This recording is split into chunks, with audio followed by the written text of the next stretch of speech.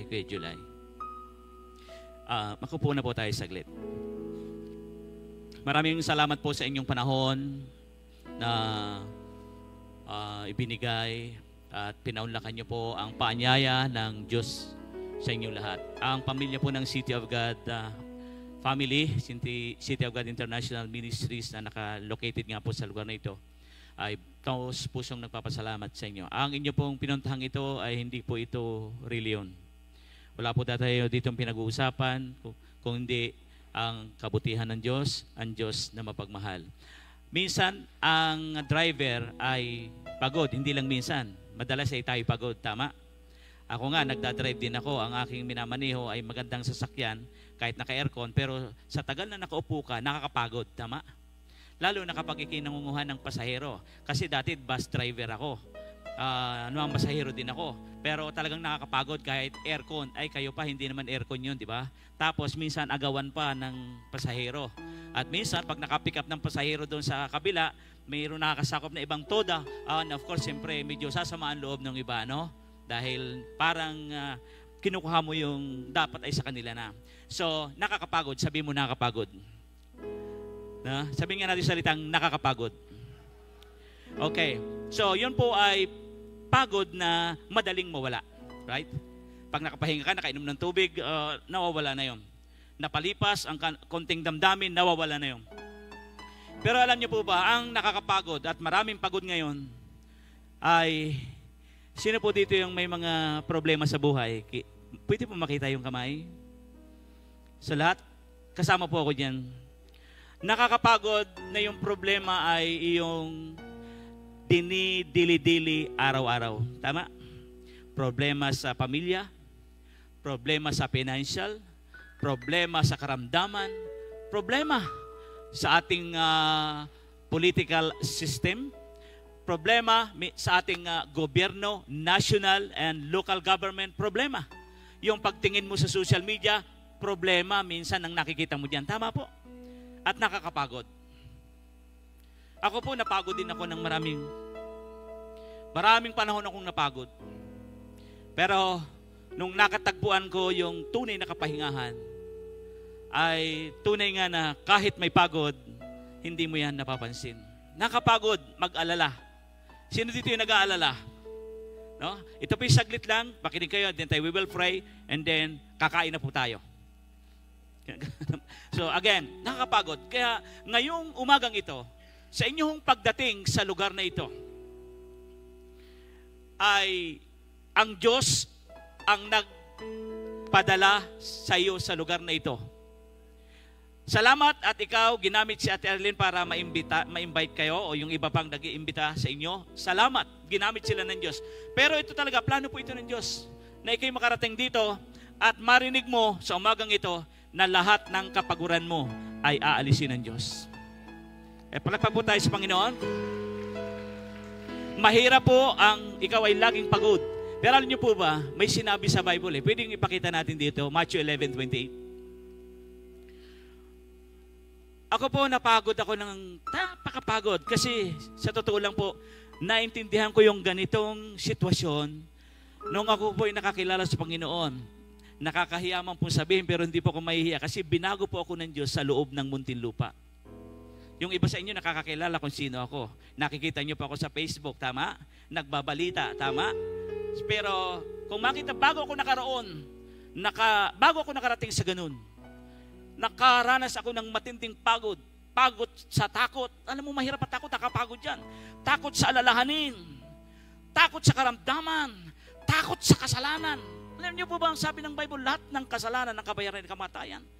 Pag tayo namumuhay sa kasalanan, alam mo ba? Hindi ako nagpipreach sa kasalanan, ha?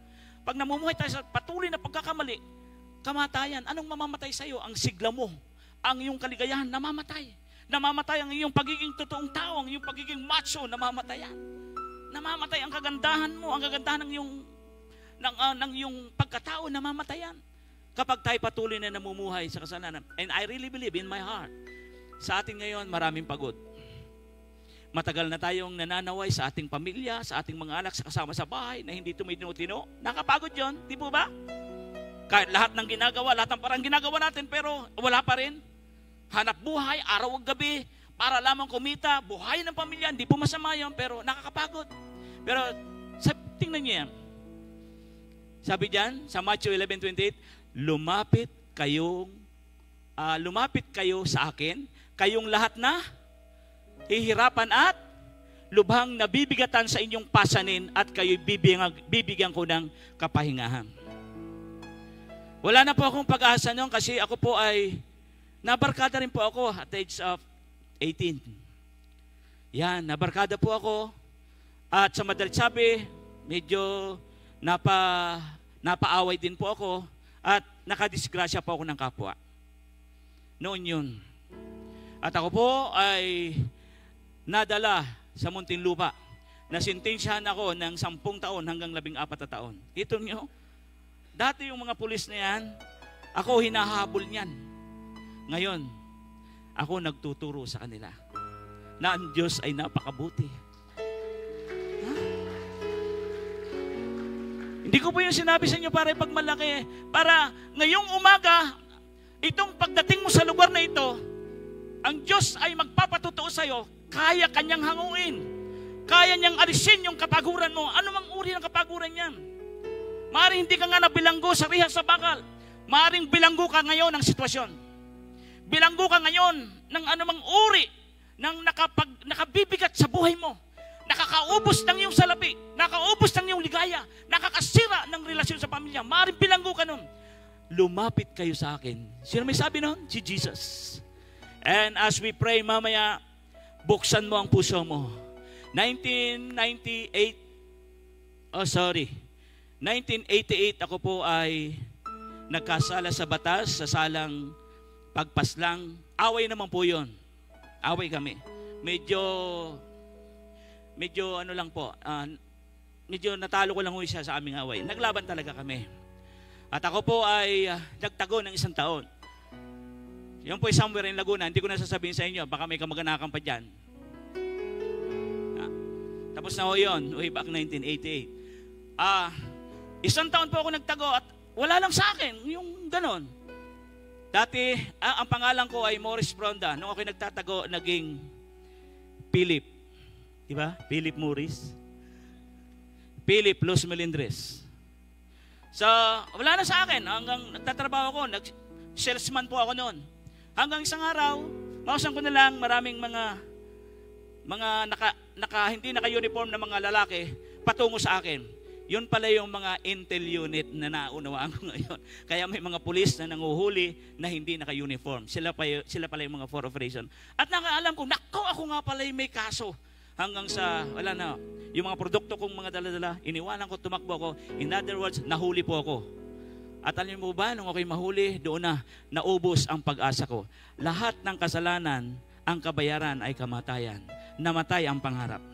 Namatay ang pag-asa. Salamat sa Diyos, sapagkat nung naintindihan ko na mayroong salita ng Diyos at siya mismo'y nandyan, na handa magpalaya, tinanggap ko ang Panginoong Jesucristo. At sa loob po ng Muntinlupa, no, ako po ay nakakilala sa Kanya na bago po ang aking buhay.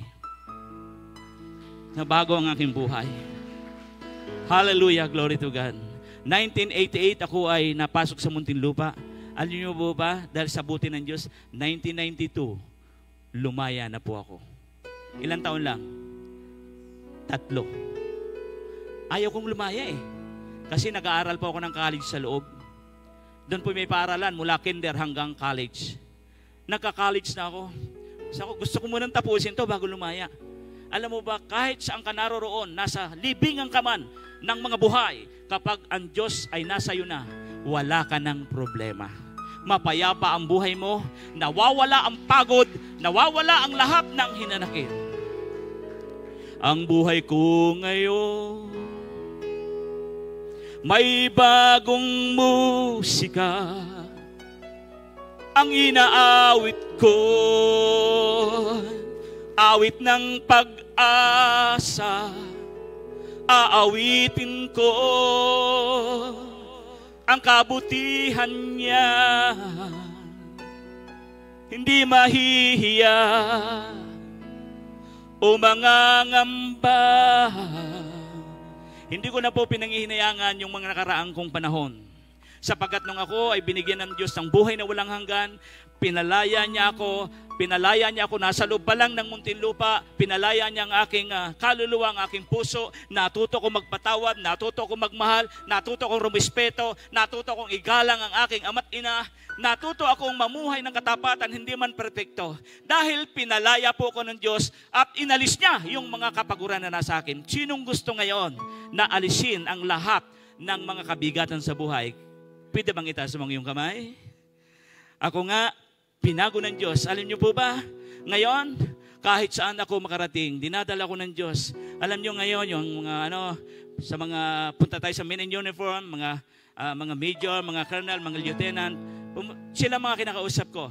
At alam niyo bang ginagawa? Pinagpipray sila at sila ay binibigyan ng mga word of encouragement para ma-encourage patuloy na maglingkod sa ating sambahayan ng Pilipino. Mga kapatid, mga kaibigan, mga tatay, mga nanay, ate, kuya na nandirito, walang mahirap sa Diyos. Kaya, alam mo, higit pa sa libu-libong piso o salapi ang tinanggap mo ngayon. Sapagkat lalaya ka ngayon, ano man ang problema mo. Kung ikaw ay may problema sa relationship sa iyong asawa, sa iyong mga anak, financially may problema ka, ang Diyos ay hindi po sinungaling. Lumapit kayo sa akin, kayong lahat na nabibigat ang lubha sa inyong pasanin, at kayo'y aking pagpapahingahin. Kung may karamdaman ka, isurrender mo yan sa Diyos ngayon. Kung may problema ka sa anak mo, sa pamilya mo, isurrender mo yan sa Diyos ngayon. Hindi ka magsusurrender ng buhay sa reliyon. Isusurrender mo yan sa Diyos na nagbago sa akin, magbabago sa iyo, nagbago at nagpala sa lahat ng mga taong tunay na pinagharian ng kanyang salita. Yumuko po tayong lahat. Yuko lang hulo, yuko. Oh God, habang inaawit po itong inialay ko, buksan mo ang iyong puso at mananalangin po tayo. Sige, open up your heart. Ngayon ang panahon, huwag kang papayag na bago ka umalis, bago matapos ang dalangin ito, mayroong pang nakatira dyan sa iyong dibdib na hindi pagpapatawad. Yan po'y nakakapagod dalhin. Mayroon pang nakatira dyan sa puso mo na unforgiveness, spirit, yung damdamin na hindi nagpapatawad, hindi ka nagpapalaya. Kung ikaw ngayon ay bilanggo ng kahirapan o karamdaman, huwag kang papayag na bago ka lumabas sa tahanang ito o dito sa lugar na ito, ay hindi ka pinalaya at hindi ka kinausap, hindi ka nakaranas ng kapangyarihan ng Diyos. I really believe ang banal na Espiritu ay nagsisimulang gumawa, kumilos sa iyong kaluluwa, sa iyong espiritu, sa iyong damdamin sa oras na ito. Inialay ko,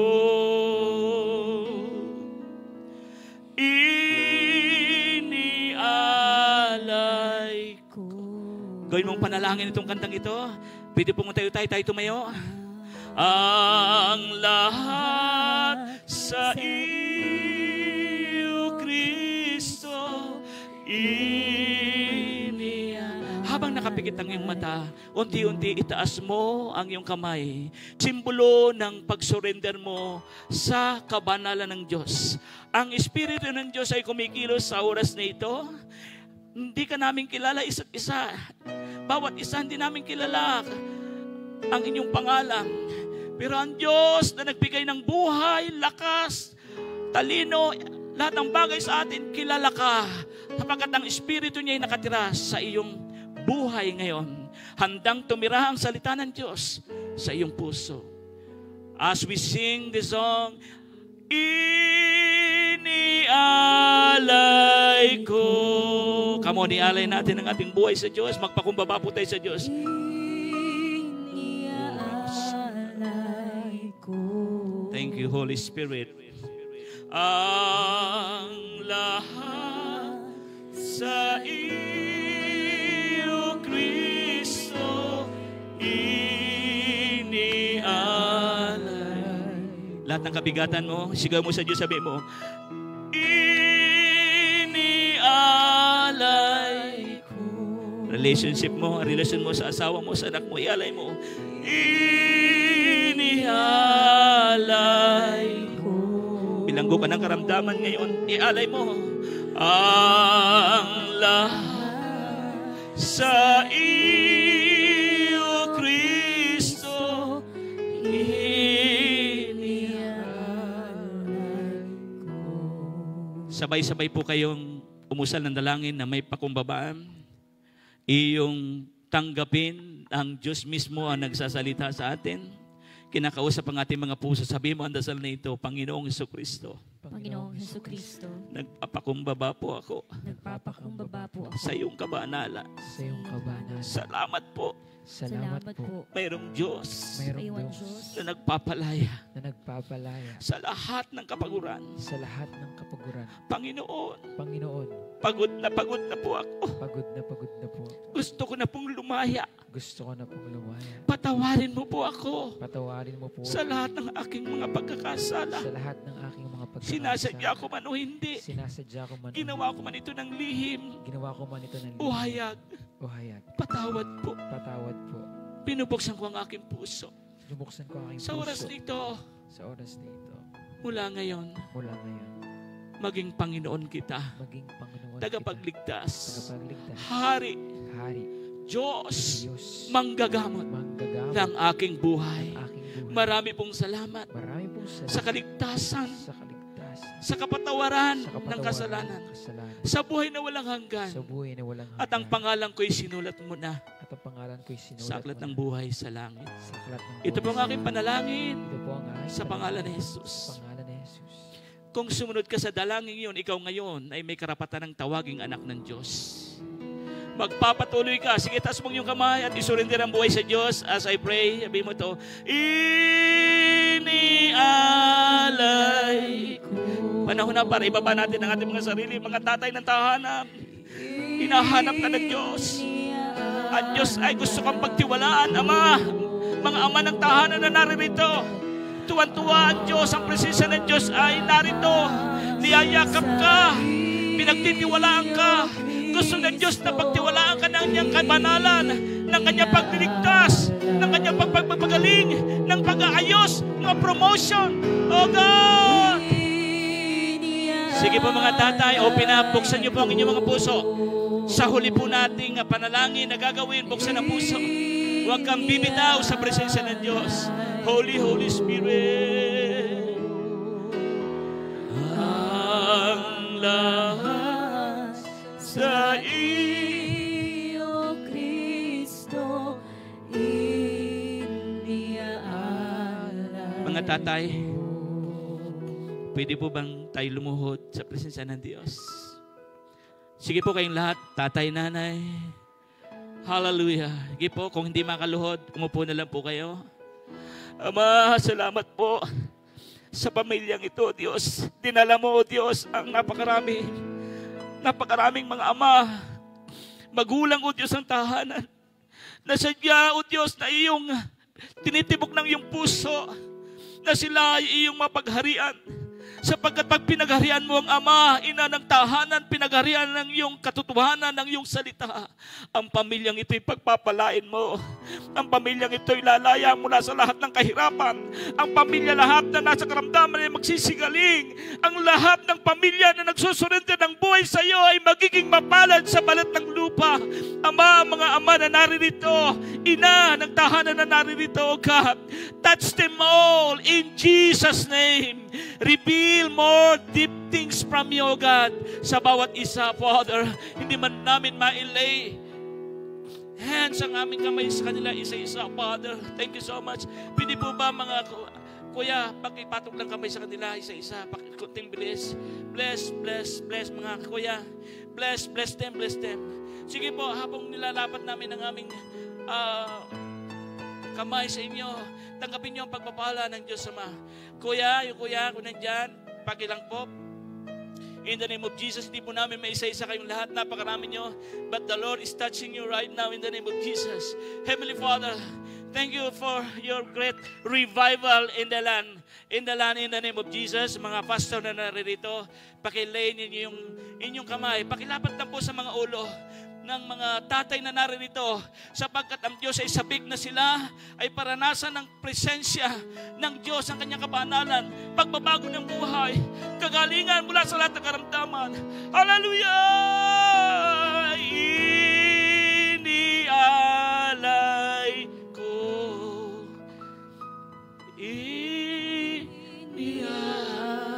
Bless, bless them po. Bless, bless. Bless, bless. Bless them.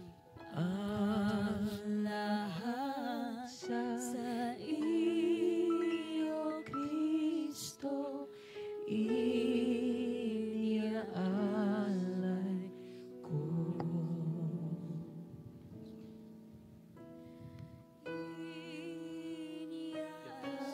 iniaalay ko.